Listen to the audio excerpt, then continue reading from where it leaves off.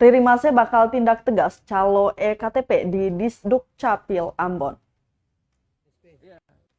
Sekretaris Kota Ambon, Agus Riri Mase akan menindak tegas calo pembuatan EKTP di Dinas Kependudukan dan Catatan Sipil atau Disdukcapil Karangpanjang, Ambon. Mengingat proses pembuatan IKTP maupun administrasi kependudukan lainnya gratis tanpa dipungut biaya bagi warga Kota Ambon. Tak hanya calo, hal yang sama juga berlaku bagi pegawai Disdukcapil Ambon yang bekerja sama. Baginya pelayanan publik harus bersih dan nyaman.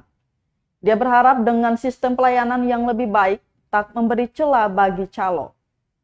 Bahkan warga Kota Ambon yang nyaman dan mengurusi masalah administrasi kependudukan tanpa campur tangan pihak ilegal.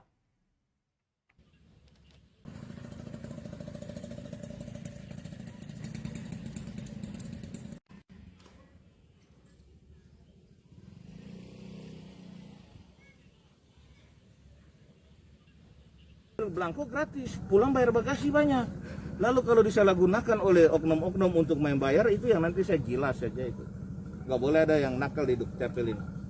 Ya, tolong orang dengan hati. Memiliki hati seorang hamba. Jadi berkat buat banyak orang. Layanan administrasi kependudukan itu gratis. Oleh karena itu melalui media ini saya mau kasih tahu ya. Jangan coba-coba ada calo di sini. Calo-calo yang berkeliaran sekitar kantor saya akan tindak tegas. Calo tidak boleh bisa kerjasama dengan orang di dalam.